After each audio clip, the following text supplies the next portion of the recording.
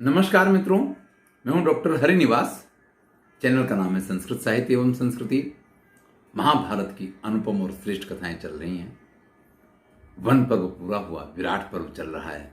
महाराज विराट के यहाँ सभी पांडव द्रौपदी के साथ बड़े अच्छे तरीके से, महर्षि वेदव्यास ने उपमा दी, जैसे गर्भ में बालक छुपा रहता है, इस प्रकार से जाकर के छुप के रहने लग गए। लेकिन यही प्रकृति का शाश्वत नियम है, यहां सब कुछ परिवर्तनशील होता है। आप जैसा चाहते हैं दुनिया उसी प्रकार से नहीं चला करती है। अथमा से चतुर्थे तु ब्रह्मणा सुमहोत्सव। मत्स्य देश में इन लोगों को रहते रहते 4 महीने हुए, बल्कि लिखा तो है चतुर्थे तु, चौथे महीने की यह बात है कि वहां ब्रह्मा जी को लेकर के एक बड़ा सा उत्सव मनाया जा रहा था। अब उस समय उत्सव का अर्थ ही ये हुआ करता था कि भाई दंगल होंगे, मेले होंगे, लोग बाग घूमेंगे फिरेंगे, मस्तियां करेंगे, जैसे आजकल कोई मेला भरता है, इस प्रकार से। अब ऐसे में मत्स्य देश में जब उत्सव है तो आसपास के देश के लोग आएंगे, और यहां जो अखाड़ा बना हुआ था उसमें जगह जगह से आए हुए मल्ल एक दूसरे के साथ मल्ल युद्ध करते हैं। अब ये सबसे बड़ी समस्या थी कि उस समय उस मल्ल युद्ध में मत्स्य देश का प्रतिनिधित्व जो भी योद्धा कर रहे थे वो सब पराजित हो गए। एक ऐसा योद्धा आ गया, एक ऐसा मल्ल आ गया है, जीमूत उसका नाम है, और उसने सभी मल्लों को परास्त कर दिया। अब महाराज विराट के लिए मत्स्य देश की नाक का सवाल है। तब महाराज विराट को याद आया कि हमारे यहां जो वल्लभ नाम का रसोइया आया है, उसने ये कहा था कि महाराज हम युधिष्ठिर के यहां बड़े बड़े पराक्रमी मल्लों से लड़ते थे, हाथियों से लड़ते थे, जरूरत पड़ने पे हम सिंह से भी लड़े हैं, और आपके यहां भी अगर जरूरत पड़ेगी तो हम आपकी सेवा अवश्य करेंगे। फिर क्या था, भीमसेन को बुला लिया गया। उन मल्ल श्रेष्ठ बल्लभ को आमंत्रण दे दिया गया है। जीमूत के सामने बल्लभ को खड़ा कर दिया जाता है। बल्लभ का बिल्कुल मन नहीं है युद्ध करने का, क्योंकि पहले वो कह चुके हैं कि या तो मैं लड़ूंगा नहीं, और लड़ूंगा तो भी मैं कोशिश ये करूंगा कि किसी को मारूं नहीं। लेकिन यहां तो स्थिति अलग हो चुकी है। अगर खाली सामान्य लड़ाई हो तो चल जाए, यहां तो देश की नाक का प्रश्न खड़ा हो गया है, क्योंकि महाराज ने आज्ञा दी है। अब महाराज की आज्ञा का उल्लंघन भी नहीं किया जा सकता है। फिर तो क्या था, 2 योद्धा सामने सामने भिड़ गए। ना वो जीमूत कम है, और ना भीमसेन के बारे में तो क्या कहें हम आपसे। भयंकर युद्ध शुरू हो जाता है। कभी एक दूसरे को धक्का मारते, कभी बाहों से बाहों को पकड़ करके एक दूसरे को जमीन पे पछाड़ने की कोशिश करते हैं। तरह तरह के दाव पेच लग रहे हैं। ना जीमूत कम पड़ रहा है, और भीमसेन के तो कम पड़ने का सवाल ही नहीं है।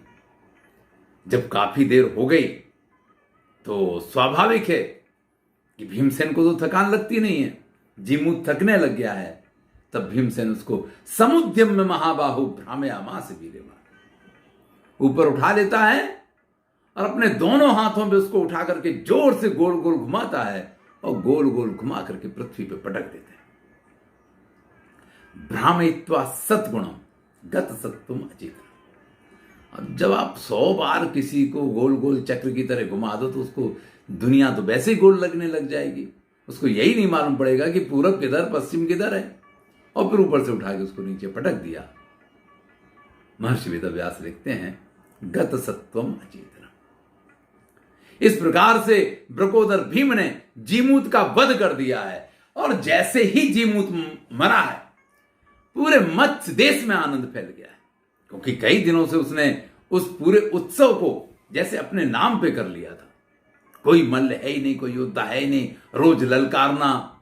मत्स्य देश में अब किसी ने अपने मां का दूध नहीं पिया है, तरह तरह की बातें करना। आज मत्स्य देश की नाक रह गई है। आज मत्स्य देश एक गौरव अनुभव कर रहा है। प्रहर्षात दददो वित्तम बहु राजा महामन।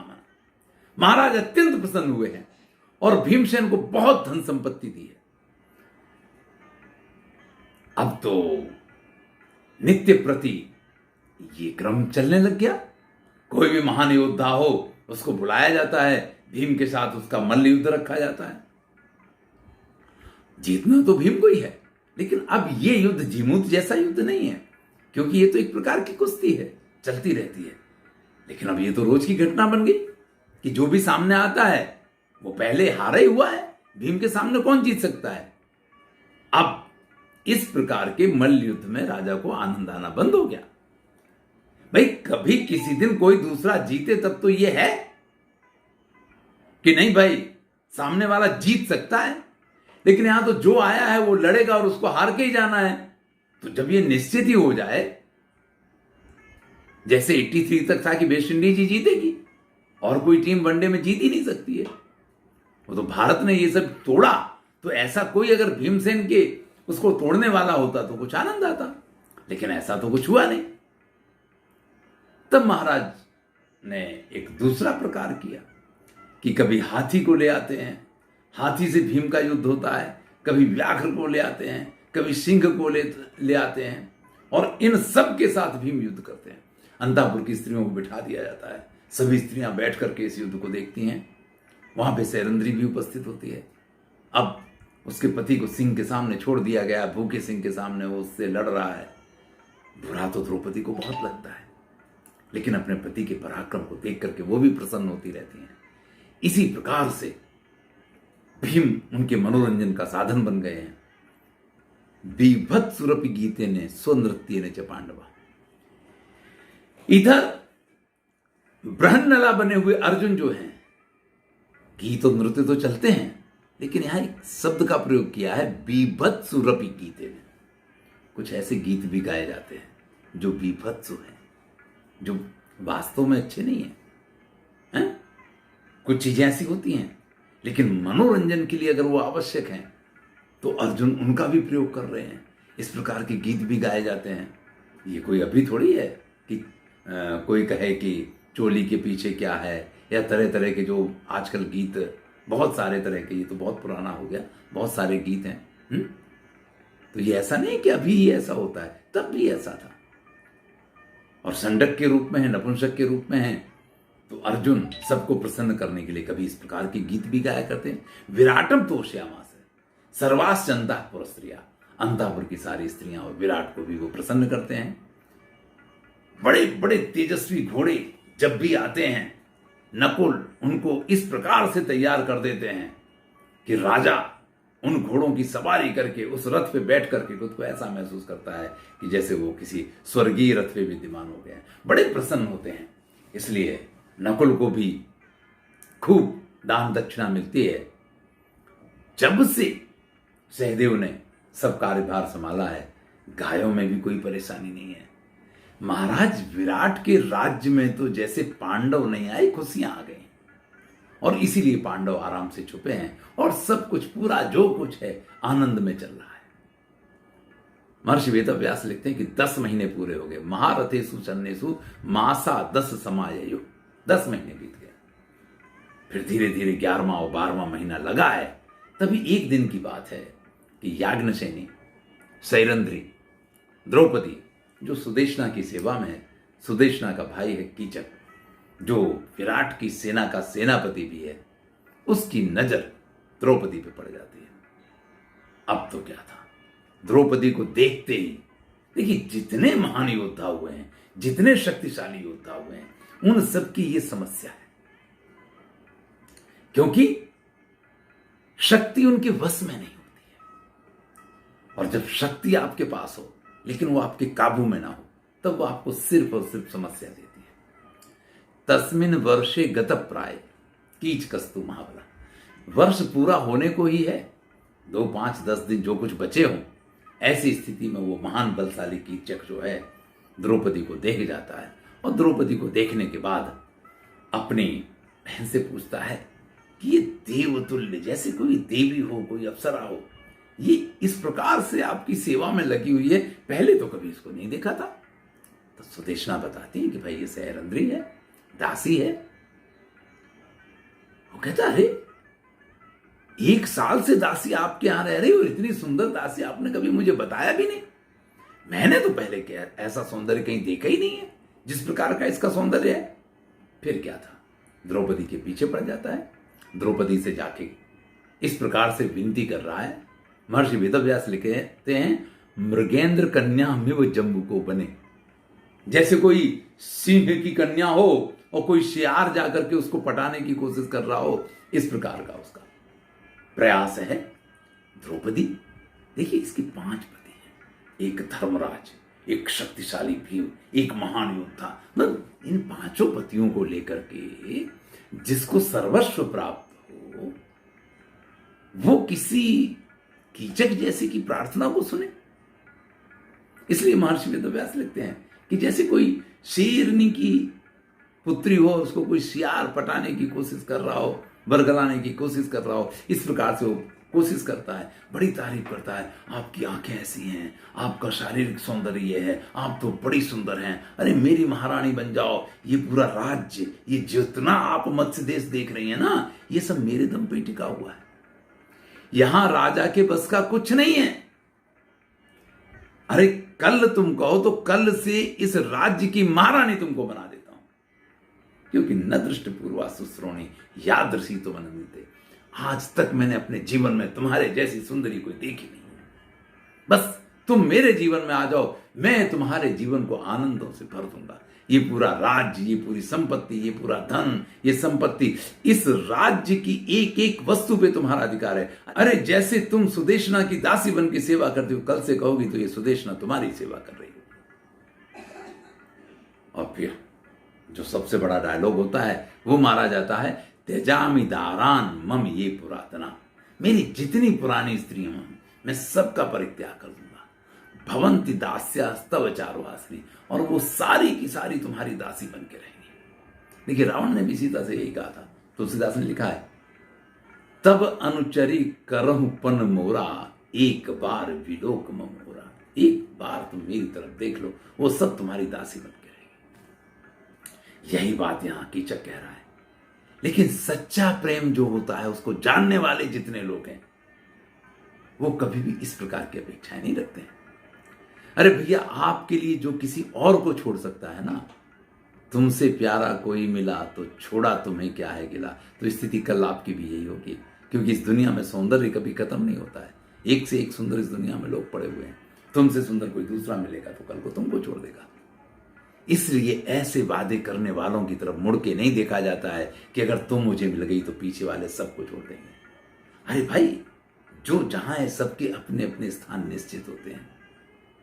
कोई किसी का इस प्रकार से परित्याग करके अगर आपके पास आने की कोशिश करता है तो आपको यह समझ लेना चाहिए कि वो सबसे बड़ा इस संसार का धोखेबाज है, और ऐसे व्यक्ति का भरोसा नहीं किया जा सकता है। द्रौपदी कहती, अप्रार्थनीया मिहमाम सूत पुत्र अभिदासते। अरे महाराज, क्या हुआ है आपको? है? आप इतने महान योद्धा, ऐसे शक्तिशाली, इस पूरे राज्य के सेनापति, सब प्रकार की धन संपत्ति ऐश्वर्य आपके पास है, और मैं एक छोटी सी दासी, बाल संवारने का काम करती हूं महाराज। नीच जाति, नहीं अच्छे काम, नहीं कुछ, और आप मुझसे इस प्रकार की अपेक्षा रख रहे हो। व्यक्ति को चाहिए कि अपनी पत्नी को प्रेम करे। भाई, अपनी पत्नी से प्रेम करने पे व्यक्ति को सुंदर संतान, उत्तम कुल, ये संसार उसका सुधरता है। मरने के बाद वो संतान उसको पिंड दान देती है। किसी मुझ जैसी नीच जाति की स्त्री के साथ आप अगर इस प्रकार से संबंध बनाएंगे, संतान भी उत्पन्न होगी, तो आपके जीवन को उससे प्राप्त क्या होगा? सिर्फ और सिर्फ वर्ण संकर वो संतान आपको नरक में लेके जाएंगे। लेकिन भैया, अच्छी बातें तो अच्छे लोगों को समझ में आती है ना। द्रौपदी ने बहुत कहा कि इस मृत्युलोक में जिस व्यक्ति को अपना कल्याण चाहिए, उसको कभी दूसरे की स्त्री की तरफ आंख उठा के नहीं देखना चाहिए। वरदार रतो मर्त्यो नच भद्राणी पश्यति। क्योंकि दूसरी की स्त्री को प्रेम करने वाला व्यक्ति इस संसार में कभी सुखी नहीं हो सकता है। देखिए, आप किसी को देखते हैं, आपके मन में उसके लिए प्रशंसा है, आपको उसके प्रति कुछ अच्छे भाव जागृत हो, वहां तक कोई बुराई नहीं है। लेकिन आप कहो कि नहीं, वही आपको मिलनी चाहिए, अपनी छोड़ दें दूसरे की, तो भैया ये तो संसार का नियम है कि संतान अपनी और पत्नी दूसरे की अच्छी लगती है। तो इसका मतलब ये नहीं कि दूसरे की पत्नी अच्छी है तो आप उसके पीछे हाथ धो के पड़ जाओ। द्रौपदी ने बहुत समझाया है, लेकिन समझ जाए तो फिर कीचक कैसा। जिसको अपनी शक्ति का परम अभिमान है, ऐसे व्यक्ति की बुद्धि काम नहीं किया करती है। कीचक कहता है कि मेरा अपमान करके पश्चातापम करिष्यसि, तुमको पश्चाताप करने का नंबर आएगा, क्योंकि इस संसार में मेरे जैसा कोई योद्धा नहीं है। पृथिव्याम मत समो नास्ति कश्चित अन्यः पुमानी, रूप यौवन सौभाग्य भोगे चा उत्तमई सुगई। अरे एक से एक सुंदर उपभोग साधन सामग्री जो कुछ है सब कुछ मेरे पास है। इस संसार का सबसे शक्तिशाली व्यक्ति मैं हूं, और मेरे जैसे व्यक्ति का परित्याग करके बहुत पछताओगे।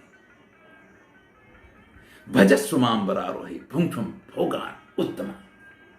अरे एक बार तुम मेरा स्वीकार कर लो, इस संसार के जितने उत्तम उपभोग हैं, जितने उत्तम साधन सामग्रियां हैं, सब कुछ तुम्हारे पास होंगी। बड़ा लालच देता है, लेकिन जैसा कि हम जानते हैं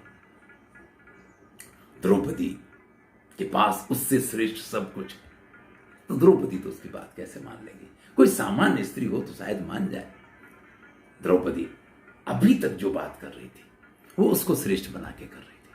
अब वो अपने पे आ जाती है और कहती है कि आप नहीं जानते हो, 5 गंधर्व मेरे पति हैं और मेरे साथ कोई भी दुर्व्यवहार करके इस संसार में जीवित नहीं रह सकता है।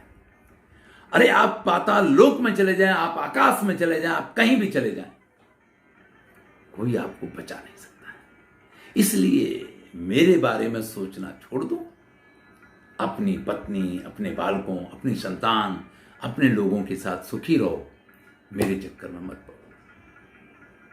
मोघम तवेदम वचनम भविष्य, मुझे प्राप्त करने के लिए आप जितनी कोशिश करेंगे वो सब व्यर्थ हो जाएंगे। जैसे कोई सामान्य व्यक्ति बड़े पर्वत को धक्का मार के हटा नहीं सकता है, इसी प्रकार से आप कितनी भी कोशिश कर लें, लेकिन आप मुझे प्राप्त नहीं कर सकते। तो द्रौपदी को मनाने की बड़ी कोशिशें की हैं कीचक ने, लेकिन द्रौपदी ने टके जैसा जवाब दे दिया कि ये कभी संभव नहीं है कि मैं तुम्हारे वश में हूं। आगे की कथा अगले वीडियो में सुनेंगे। मैं हूं डॉक्टर हरिनिवास और चैनल का नाम है संस्कृत साहित्य एवं संस्कृति। महाभारत की श्रेष्ठ कथाएं चल रही हैं, आनंद लीजिए। अगर अच्छा लगे तो मित्रों के साथ शेयर कीजिए। धन्यवाद।